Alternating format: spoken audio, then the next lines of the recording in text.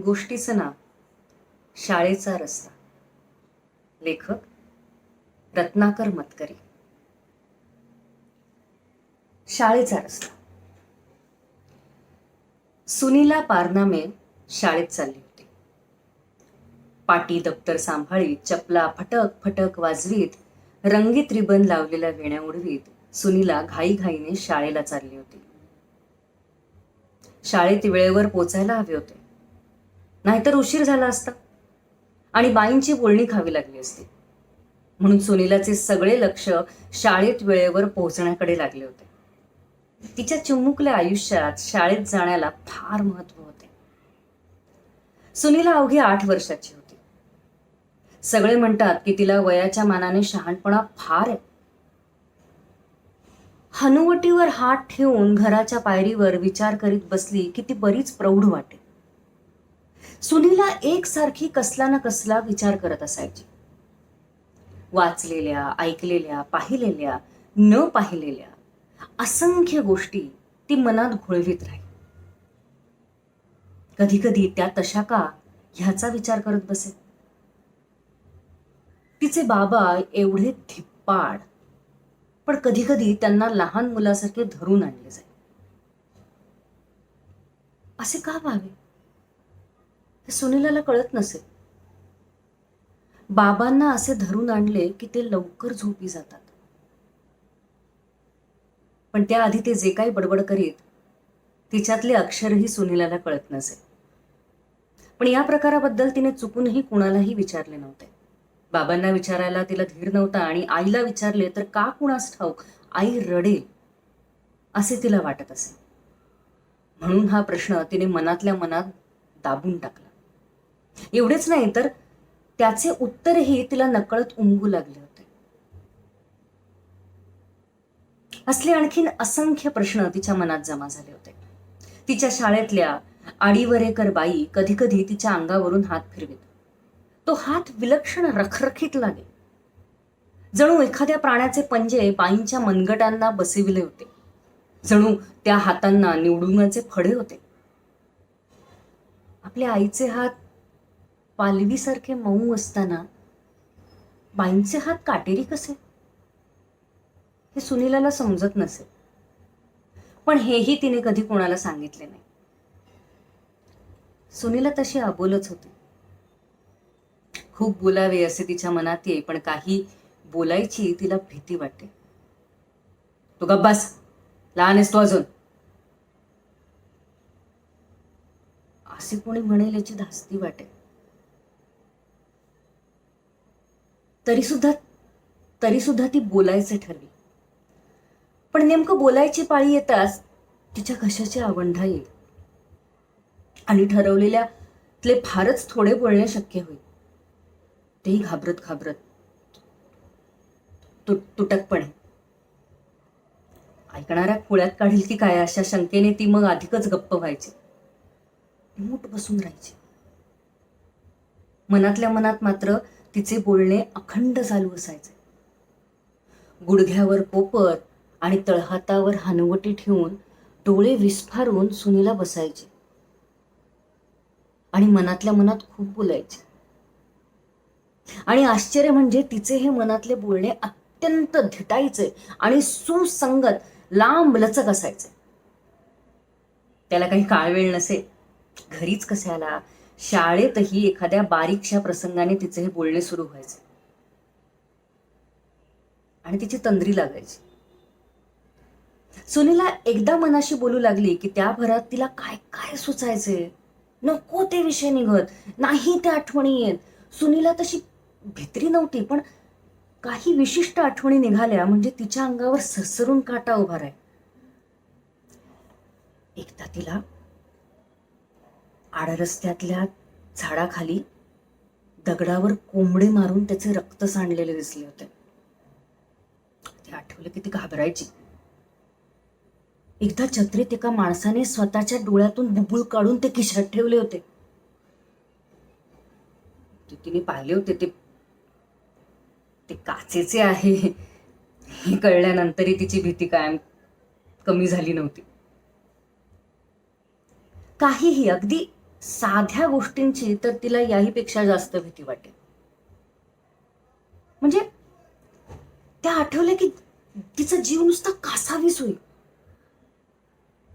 झिम झिम आवाज करीत दारावरून एकदा एक गाडी गेली होती. तिची भीती वाटे. वटवागळांच्या उलटे लोंबण्याची भीती वाटे. कुलूप घातलेल्या खोलीची भीती वाटे. एकदा रात्री जाग आली असता शांततेत एकदम ऐकू आलेल्या आईच्या मारू नका, मारू नका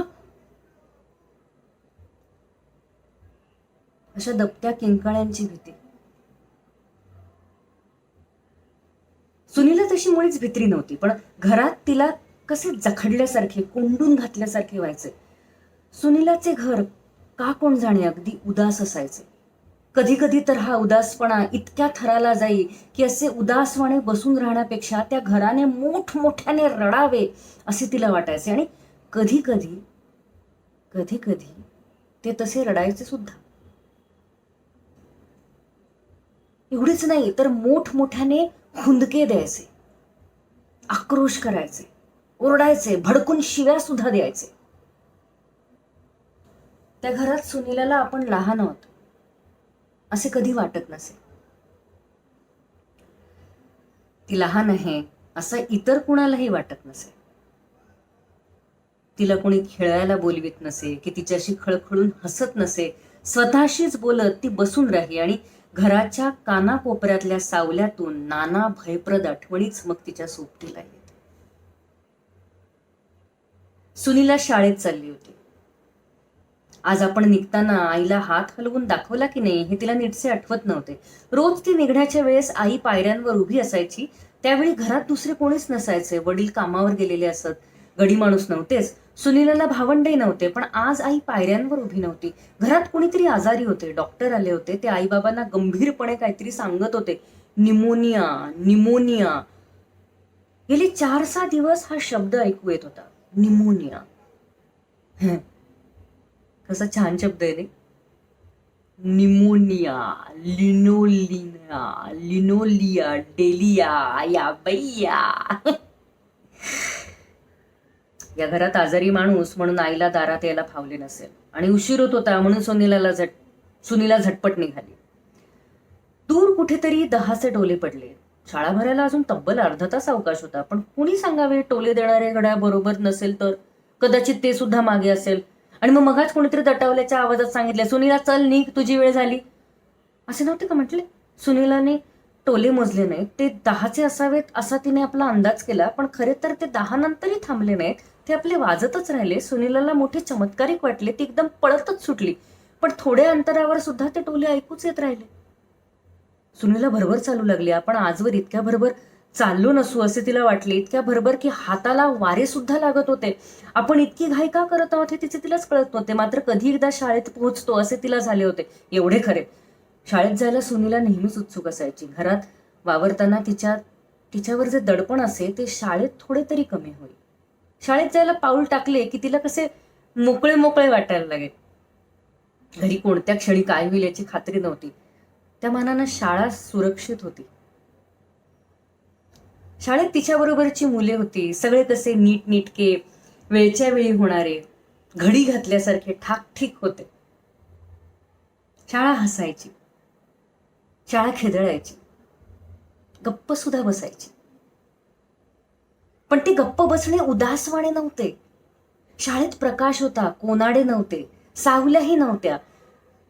शाळेत नेहमी दुपारची वेळ असायची, रात्र नसायची की अंधारातल्या दबलेल्या किंकाळ्या नसायच्या. वेडेवाकडे बोलणे नसायचे. शाळेतल्या एकेका गोष्टीबद्दल तिला फार कुतूहल होते. नव्या बाई येतात कुठून, जुन्या बाई जातात कुठे, शिक्षकांना सगळे शिकवता येते तरी कसे, पट्टेवाल्याची बटणे चकाकतात कशी, या सगळ्याबद्दल कुतूहल. आणि मुख्य म्हणजे हजेरी बुकाबद्दल. ते हिरवट पुस्तक नेहमी बाईंच्या हातात असायचे आणि त्यातून ते एक एक नावे वाचायच्या. त्यातली नावे वाचावीत आणि आपले नाव त्यात बघावे असे सुनीलाला फार वाटायचे.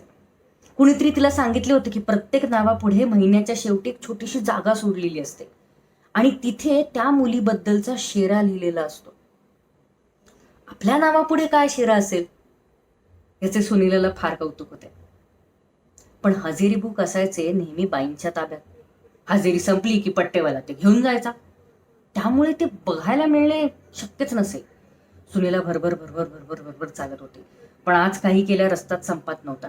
आपण किती चाललोय असे सुनीलाला होऊन गेले, पण रस्ता आपला पुन्हा तोच. सुनीलाला थोडे गोंधळल्यासारखे झाले. तीच तीच वळणे, त्याच त्याच ओळखीच्या खुणा, तीच तीच झाडे तिला पुन्हा पुन्हा दिसत. मग वाटे मघा आपण हे पाहिले की भासच झाला. काही असले तरी तो रस्ता मागे टाकण्याच्या पक्क्या निश्चयानं ती चालू लागली. आणि पहिल्या प्रथमच आणखीन एक गोष्ट सुनीलाच्या लक्षात आली. आज शाळेचा रस्ता प्रचंड रुंद दिसत होता. एकाच वेळी कित्येक वाहने शेजारी शेजारी राहून जाऊ शकतील इतका मोठा. पण आश्चर्य म्हणजे रस्त्यावर एकही वाहन नव्हते. रहदारी बिलकुल नव्हती. सबंध रस्ता अगदी मोकळा होता, शांत होता. सुनीला अधिकच झपझप चालू लागली. एवढ्यात कुणीतरी एकाएकी येऊन तिच्यासमोर उभे राहिले. वाट मागू लागली. एवढा रस्ता मोकळा असताना ती व्यक्ती समोरूनच आली ना. सुनीलला बिचकून बाजूला सरकली. तो माणूस झिंगला होता. त्याच्या अंगाला दारूचा भपकारा येत होता. कपडे घाणीने माखले होते. बघता बघता तो तोल जाऊन पडला. काही बाई बरळू लागला. सुनीलाला ते ऐकवे ना. ती पुढे चालू लागली. चालता चालता ती एका मोठ्या इमारतीसमोर येऊन पोहोचली आणि तिच्या लक्षात आले की आपण वाट चुकलो. शाळेत जाताना ही इमारत आपल्याला कधीच लागत नाही. इमारतीवर पाटी होती, वेड्यांचे हॉस्पिटल, वेड्यांचे इस्पितळ. ती पाटी पाहून सुनीला इतकी घाबरली की ती तिथून धूम ठोकण्याच्या तयारीत होती. एवढ्यात तिथल्या पांढरे शुभ्र कपडे घातलेल्या पहारेकरांनी तिला दंडाला धरून आत नेले. तिथे एक पांढरा पडदा टांगलेला होता. तो बाजूला करून सुनीला हळूच आत डोकावली. आत पलंगावर कोणीतरी झोपलेले होते. पलंगाची गर्दी करून 2-4 डॉक्टर उभे होते. ते अधूनमधून पलंगाकडे बघत पुन्हा आपापसात चर्चा करीत. त्यांच्यापैकी एक म्हातारेसे मायाळू डॉक्टर होते. हिच्या मनावर फार ताण पडला आहे. तिला फार भीती वाटते आहे. दुसऱ्या करड्या रखरखीत केसांचे डॉक्टर म्हणाले, हिला जर अशीच भीती वाटत राहिली तर पुढे मागे ती वेडी झाल्याशिवाय राहणार नाही. तिसरे दातपडके डॉक्टर म्हणाले, अहो असला आलाय ताण, तिला लिनोलिया झालाय, लिनोलिया, दुसरं काही नाही. त्यांनी असे म्हणताच तिघे डॉक्टर हसू लागले. सुनीला घाबरून पांढरा पडदा गच्च ओढून घेऊन तिथून पळत सुटली. सुदैवाने दरवाजात मघाचे पहारेकरी नव्हते. त्याच्या जागी एक बाई पाठमोरी उभी होती. ती सुनीलाच्या ओळखीचीच निघाली. सुनीलाने धावत जाऊन तिला मिठी मारली, पण दुसऱ्या क्षणी ती दूर झाली, कारण ती बाई स्वतःच रडत होती, हुंदके देत होती. ती सुनीला म्हणाली, काय करू ग, ते अजून आले नाहीत, मला काळजी वाटते. एवढ्यात मघाच्या त्या दारुडाला घेऊन तिघे चौघे जण तिथे आले. तशी ती बाई घाईघाईनं पुढे झाली. सुनीला मात्र तिथून सटकली. चालता चालता तिला वाटेत पाणी लागले. सुनीलाला पाणी फार आवडे. निदान एकदा पाण्यात पाय बुचकळून येण्याचा तिला मोह झाला. ती खडकातून चालू लागली. आता ती पाण्याशी पोहोचणार इतक्यात तिला खडकावर रक्त दिसले. थेंब थेंब ठिपकत ते पाण्यात पडत होते. ते पाणी लाल लाल होत होते. होता होता सगळेच पाणी लाल लाल झाले, रक्तासारखे दिसू लागले. हळूहळू रक्ताच्या लाटा तिच्या दिशेने झोपावू लागल्या. खडकातल्या चिरातून ते रक्त झिरपू लागले. तशी सुनीला पळत पळत रस्त्यावर आली. पुन्हा शाळेच्या दिशेने चालू लागली. एवढ्यात काळोख पडायला सुरुवात झाली. पहिल्याने ऊन नुसते हिरवे हिरवे होत गेले. मग दाट जंगल असते तसा हिरवा मिट्ट अंधार सगळीकडे पसरला. शाळेत पोचायला आता फार उशीर झाला होता. या जाणीवेने सुनीला भेदरून गेली. तिने चालण्याचा वेगही वाढवला आणि एकदम तिच्या लक्षात आले, नुसता वेग वाढवून काय उपयोग, आपला रस्ताच मुळी चुकलाय.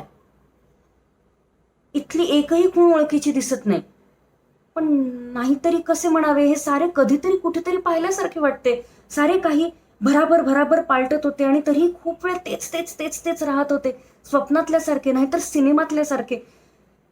कितीही चालावे तरी शाळामुळे येतच नव्हते. आईने तिला सांगून ठेवले होते की पत्ता चुकला तर पोलिसाला विचारावा. पोलिसाची आठवण होताच तिच्या अंगातून शिरशिरी गेली. शेजारून एक ट्रॅम चालली होती. तिचा आवाज झिम्म झिम्म झिम्म झिम्म झिम्म झिम्म असा येत होता. गोष्टीतल्या राक्षसाच्या गळ्यातल्या अवजड माळा वाजाव्यात तसा तो आवाज लयबद्ध आणि जड होता. साऱ्या वातावरणात जणू तो आवाज घुमत होता आणि त्याचे अधिकच जड प्रतिध्वनी येत होते. तो आवाज ऐकून सुनीलाची छाती धडधडू लागली आणि तरीही ट्रॅममध्ये कोण बसले आहे हे पाहण्याची तिला उत्सुकता लागली. तिनं मान वर करून हळूच पाहिले. आत रांगेने कुत्रे बसले होते, स्वस्थ पुतळ्यासारखे. फक्त त्यांच्या तोंडावर विकट हास्य होते. छाती धपापत होती आणि जिव्हा बाहेर पडून लसलसत होत्या. सुनीलाला आडिवरेकर बाईंनी सांगितलेल्या रेड रायडिंग हुडची गोष्ट आठवली. तिला म्हणे जंगलात लांडगा भेटला. सुनीलाने लांडगा कधी पाहिला नव्हता, पण तो मोठा शिकारी कुत्र्या एवढा असतो असे बाईंनी सांगितले होते. ट्रॅम आता दूर गेली होती, पण तिचा झिम्म झिम्म झिम्म झिम्म आवाज अजूनही अस्पष्ट ऐकू येत होता. एवढ्यात सुनीलाच्या लक्षात आले की ट्रॅम मधून कोणीतरी उतरले आणि ते तिच्या मागून येऊ लागले होते. ते कोण असावे याची सुनीलाला कल्पना होती, तरी तिने मागे वळून पाहिले. तो लांडगा होता. दिसत होता भल्ल्या मोठ्या कुत्र्यासारखा, पण तो लांडगा होता हे नक्की. खडाड खडाड बूट वाजवीत तिच्या मागे येत होता. सुनीला पळत सुटली. बुटांचा खाड खाड आवाज पाठीमागून येतच होता. हवेतली थंडी फारच वाढली होती. सुनीलाचे दात सुद्धा वाजू लागले होते. थंड पाण्यात गटांगळ्या खावेत असे आचके देत होती ती. तरीही धावत राहणे हेच भाग होते. समोरून पोलिसांची एक तुकडीच्या तुकडी आली. त्यांच्यापैकी प्रत्येकाने आपल्याबरोबर एक एक कैदी चालवला होता. प्रत्येक कैद्याच्या हातात हातकड्या छन्न छन्न छन्न वाजत होत्या. आपला पाठलाग करणाऱ्या लांडग्याविषयी पोलिसांना सांगावे असे सुनीलाला एकदा वाटले, पण त्याचा काही उपयोग नव्हता, कारण लांडग्याच्या हातात घालायला त्यांच्याकडे हातकड्या शिल्लक नव्हत्या. दुसरे म्हणजे त्यांनी सुनीलाला बोलूच दिले नसते. तिची सबंध हकीकत ऐकून न घेता त्यांनी कदाचित तिलाच पकडले असते व लांडग्याला शाळेत पोचवले असते. म्हणून सुनीलाने त्यांच्याशी एक अक्षरही बोलायचे नाही असं ठरवले. त्यांची सबंध पलटण डावा उजवा डावा उजवा डावा उजवा करीत जाईपर्यंत वाट पाहणे मात्र तिला अशक्य होते, कारण बुटांचा आवाज जवळजवळ येऊ लागला होता. ती तशीच पलटणीत घुसली. पलटणीच्या दुसऱ्या अंगाने सुनीला बाहेर पडली, तरी तो आवाज येतच राहिला. आई शिकेकाई कुटायची ना तसा तो आवाज येत होता. खट खट खण खट खट खण. सुनीलाच्या अंगावर काटा उभा राहिला. इतके धावू नये, तिची थंडी कमी होत नव्हती. आता लांडगा नुसता हात लांब करून तिला पकडू शकला असता. इतक्यात सुनीलाला एक घोळका दिसला. बचावासाठी ती त्यात सामील झाली. एक डोंबारी खेळ करून दाखवत होता. त्यांनी सुनीलावर बोट रोखले. त्यासरशी ती पुढे झाली. त्यांनी खूण करताच तिने हात पुढे केला. तशी त्याने पटकन आपली जीभ काढून तिच्या हातावर ठेवली. सुनीला किंचाळून हात झटकू लागली, पण तिचा हात हलेच ना. लाकडाचा करावा तसा तो निश्चल झाला होता. ती किंचाळू लागली. लोक हसू लागले. त्यामुळे डोंबाऱ्याला अधिकच अवसान चढले. त्याने पटापट आपली दोन्ही बुबुळे काढून तिच्या हातावर ठेवली. मोठमोठ्याने ओरडत सुनीला तिथून पळत सुटली. पण लोकांना आवडले नाही. आरडाओरडा करीत ते तिच्या मागे लागले. आता आंधळा झालेला तो डोंबारी तर सर्वांच्या पुढे होता. एकदम सुनीलाला मघाची ती बाई दिसली. तिने धावतच जाऊन त्या बाईच्या कमरेला घट्ट मिठी मारली. तोवर चिडलेला जमाव तिथे आला. नसलेल्या डोळ्यांनी डोंबारी सुनीलाकडे रोखून पाहू लागला होता. खडाड खड खडाड खड बूट वाजवीत लांडगाई एव्हाना तिथवर आला. पण त्या बाईच्या कमरेला मिठी मारल्यामुळे सुनीलाला कितीतरी सुरक्षित वाटत होते. त्यांच्यापैकी कुणीच आपल्याला तिच्यापासून ओढून घेऊ शकणार नाही याची तिला खात्री होती. दुसऱ्याच क्षणी कोणीतरी खसकन तिला ओढले. त्या बाईने किंकाळी फोडलेली तिला ऐकू आली. मघाचा तो दारुडा काठी उगारून त्या बाईला मारू लागला होता. आता सुनीलाच त्या बाईच्या मदतीला धावली. दोघांच्या मध्ये पडून ती मुकाट्याने स्वतःच्या अंगावर मार घेऊ लागली. दारुडा त्वेषाने काठ्यांवर काठ्या हाणत होता आणि सुनीला तो सारा मार मुकाट्याने सहन करत होती. एकदम तिला या माराने बरे वाटू लागले. सगळे अंग मोकळे झाल्यासारखे झाले. गादी झोडपल्यानंतर धुराळा उडावा ना तसा तिचा ताण एकदम उडून गेला. दुःखाची, वेदनेची, पुसटशी ही जाणीव तिला राहिली नाही. जी भीती सगळे अंग भरून राहिली होती ती त्या मारानं अंगावेगळी झाली. तो डोंबारी, तो जमाव, तो लांडगा, पोलीस, कैदी, ती ट्राम, खडकावरून ठिबकणारे ते रक्त, या साऱ्यांचे काही वाटेनासे झाले. अंगावर पडणाऱ्या त्या काठ्यांनी सगळे शरीर जसे सुखावून निघाले. एक विलक्षण आनंद मनात दाटला. मोठमोठ्याने हसत सुटावे असे सुनीलाला वाटू लागले. आणि त्याच क्षणी तिला त्याची शाळा सापडली. शाळा समोरच होती. सुनीलाने पाटी दप्तर सारखे केले, फ्रॉक झटकला आणि ती बाहेरच्या प्रवेशद्वारातून आत शिरली. शाळेत सगळे शांत होते, विलक्षण शांत.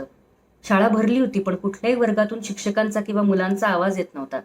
सगळी शाळा पांढरी शुभ्र दिसत होती. तिचा मूळ रंग सुनीलाला चटकन आठवेना, पण रातोरात त्या इमारतीला पांढरा शुभ्र रंग दिलेला दिसत होता. कंपाऊंड मधल्या झाडांवर एकही पान शिल्लक नव्हते. एका रात्रीत सगळी झाडे निष्पर्ण झालेली दिसत होती. सगळीकडे विलक्षण शांतता पसरली होती.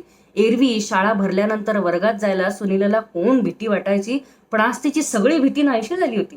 ताठ मानेनं ती त्या थंड शाळेच्या पायऱ्या चढू लागली. रोजच्या सवयीने तिने ती वर्गाच्या दारातून आपल्या जागेकडे पाहिली. अर्थातच ती रिकामी होती. सुनीला तिथे जाऊन बसली. तिला तसा काही विशेष उशीर झाला नव्हता. आडीवरेकर बाई नुकतीच हजेरी घ्यायला सुरुवात केली होती त्यांनी. सबंध वर्ग आज गप्प होता. कोणी हसत नव्हते की गडबड करत नव्हते. फक्त आपले नाव घेतले की हळूच हजर म्हणत होते. सुनीलाला त्या शांतपणाचे खुदकन हसू आले. तिला सगळ्यांचीच गंमत वाटली. बाहुल्यांसारख्या निमूट बसलेल्या सगळ्या मुलांना गुदगुल्या करून थांबणारच नाही इतके हसवावे तिला वाटले. संथ पाण्यात दगड टाकावा तशा त्या शांततेत बाई एक एक नाव घेत होत्या. सुनीला कान देऊन ऐकत राहिली. सगळ्यांची नावे घेऊन झाले तरी बाईंनी सुनीलाचे नाव घेतले नाही. सुनीला शांतपणे जागेवरून उठली. तिने टेबलावरचे हजेरी बुक घेतले. ते उघडून पाहण्याची तिला किती काळापासून, कधीपासूनची इच्छा होती. नेहमीच त्याला हात लावायचा तिला धीर होत असे, पण आज मुळी ती भीती सोडूनच गेली होती. हजेरी बुकात तिने सर्वांची नावे पाहिली. सर्वांपुढचे शेरे वाचले. तिची कल्पना होती तसे ते मजेदार नव्हतेच. त्यात नुसती अमुक महिन्यापासून नाव काढले, नवीन आली, फी राहिली असली सामान्य माहितीच होती. तरी तिने आपले नाव काढून पाहिले. सुनीला पारमाने. हजर गैरहजरची जागा रिकामी होती.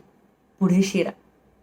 त्यात बाईंनी आपल्या काटेरी हातांनी त्या दिवसाची तारीख घातली होती आणि पुढे लिहिले होते,